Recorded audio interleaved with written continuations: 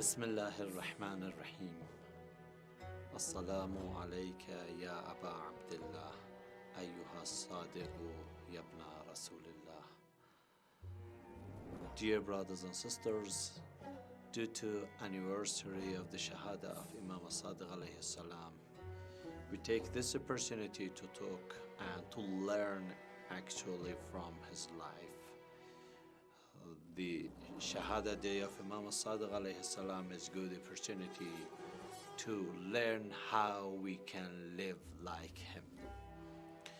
Imam Sadiq alayhi salam, during his 34 years of Imamah, taught to the humanity, not only to the Shia, many teachings, and if we refer to his life, we can get more messages.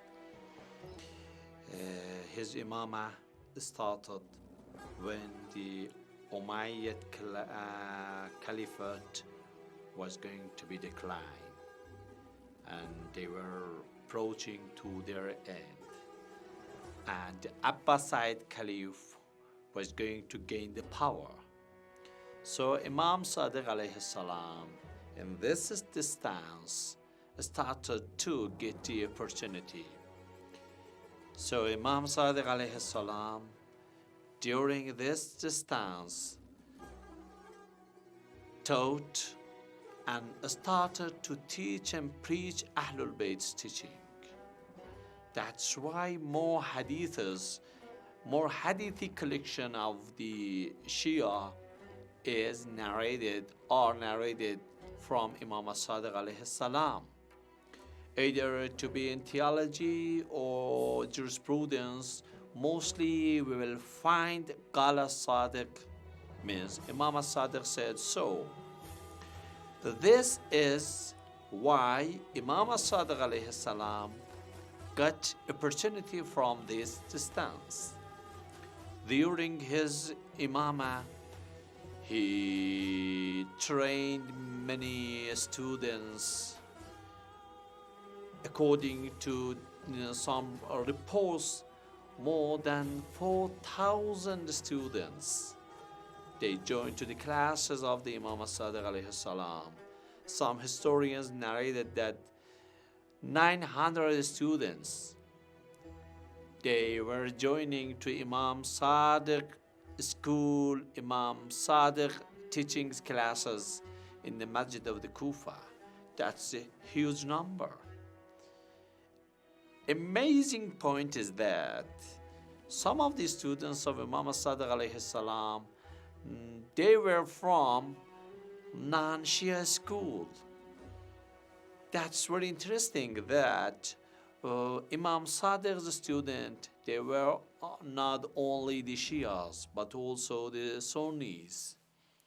It shows that how his classes and teachings classes were open to the students in a way that those who didn't accept his belief and school of thought, but they were joining to his classes to learn from him.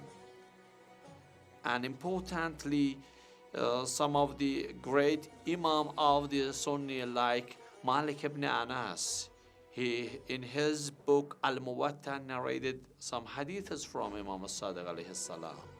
And some of the Sunni Imams, they proudly announced that we had experienced to be in the teachings classes of the Imam Sadiq alayhi salam. Ibn Abul Hadid al-Mu'tazili, the great Sunni scholar, he wrote that many Sunni great scholars, they participated and they took part in the classes teachings of the Imam Sadiq alayhi salam. Imam Sadiq alayhi salam gained the opportunity to teach Ahlul Bayt's teachings and true Islam when the fake Islam was going to occupy the minds of the Muslims. Imam Sadiq alayhi salam tried his best to teach pure and true Islam. That's why Shia, Sunnis, they attended to his classes. That is a great job. One more important point we can learn from the life of Imam Sadiq alayhi salam is that he made a freedom for his students in a way that they had the opportunity to discuss with non-Muslims, with other schools of thought regarding Islam. He trained many great scholars, and they had a very free and liberal debates and discussions on theology, jurisprudence, many other topics. It is what we learn from Imam Sadiq alayhi salam. If we want to distribute Islam throughout the globe, the only way is that to make the realm of freedom ready for the scholars. Another thing we can learn from Imam Sadiq alayhi salam is that at the time of Imam Sadiq alayhi salam, Shia were scattered throughout the Islamic world. So one of the best action done by Imam Sadiq alayhi salam was that Imam gathered and connected all these communities together in a way that Imam made the network of wikala, deputiness. Imam made his representative throughout the Islamic Ummah among the Shia communities in a way that they could collect the khums and zakah of the followers of the Ahlul Bayt to support the poor Shia people in Islamic Ummah, and also to get their questions to the Imam and Imam's answers and responses back to them. So this system of the Wikala network has been developed day by day till the minor occultation, the Ghaiba as-Sughra of the Imam al-Mahdi alayhi salam. So it was a kind of a systematic action by Imam al-Sadiq alayhi salam, prepared the ground for the occultation of Imam al-Mahdi alayhi salam. And after Imam al-Sadiq alayhi salam, his son Imam al-Kadhim, then Imam al-Rida and Imam al-Hadi, they expanded this network among the Shia. That's why the time Shia were under pressure of the Abbasid Caliphs, they had the opportunity to be connected together and to go forward and to learn how to get their teachings, their answers regarding to the jurisprudence and theology from the very sources of the Ahlul Bayt. This system was very important action done by Imam al-Sadiq alayhi salam. Another point which is very important we can learn from Imam al-Sadiq alayhi salam, his title is As-Sadiq. He is entitled as As-Sadiq because it is narrated two reasons for this. Because another one, we have another Ja'far, he was called Al-Kadhab, the liar Ja'far. He was opponent to Imam al-Mahdi alayhi salam. He is entitled As-Sadiq to distinguish between the true Imam al-Ja'far al-Sadiq and the fake and the very liar al-Ja'far al-Kadhab. But another reason why Imam al-Sadiq was called As-Sadiq is reported that at the time of Imam al-Sadiq alayhi salam, some of the extremist Shia, or we can call some of the revolutionary Shias, they tried to uprise against the Abbasid Caliph. To Imam Sadiq alayhi salam, such a kind of revolutionary activities and uprising activities was a blind action.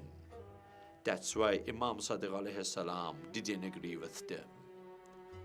but he was called as-Sadiq to teach to the humanity, to teach to the true Muslims that even if Imam Sadiq alayhi salam won't agree with them, you're not allowed to call him he is qa'id.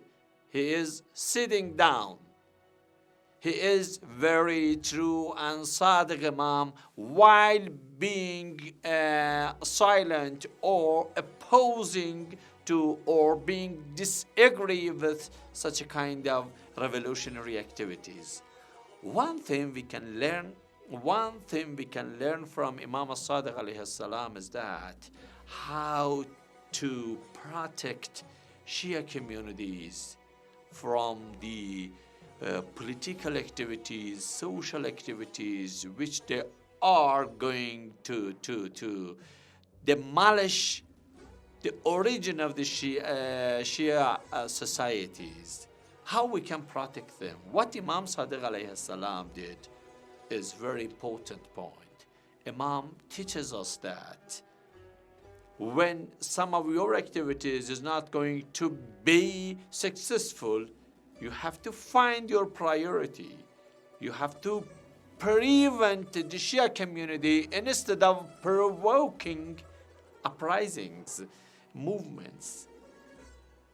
And second point we can learn from Imam Sadiq's life is that Imam Sadiq alayhi salam.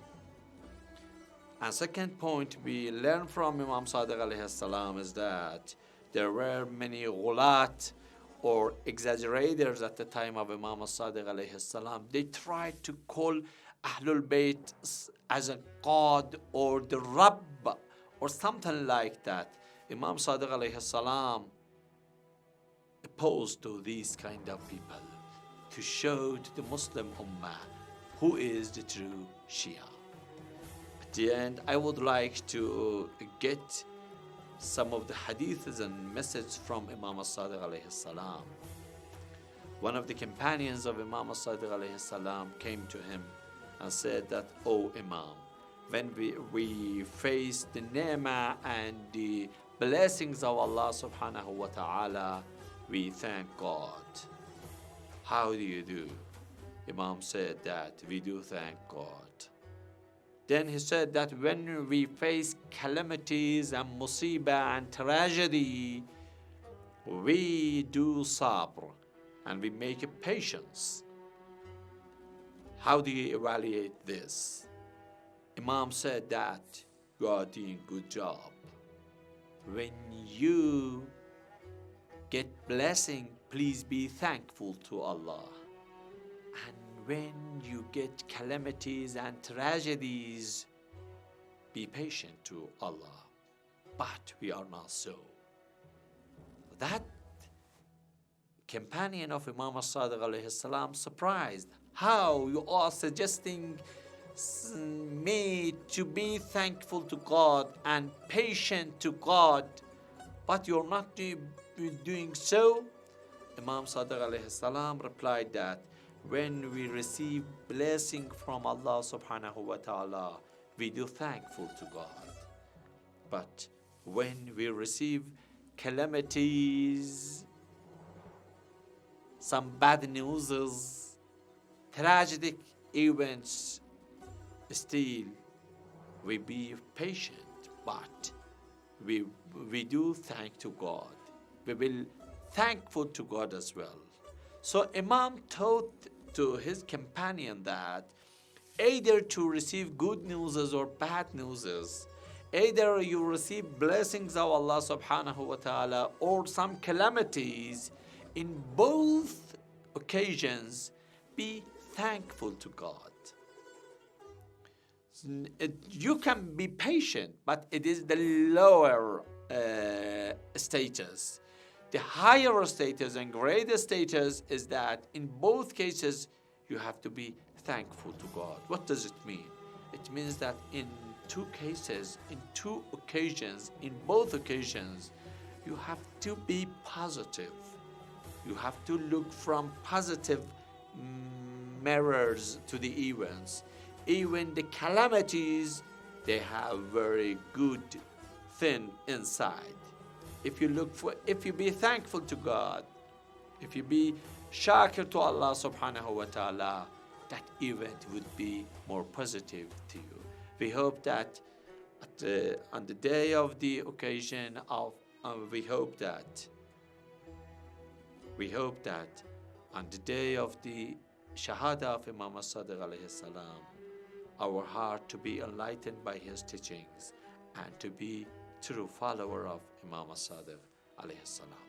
Keep us in your du'as. Assalamu alaikum wa rahmatullahi wa barakatuh.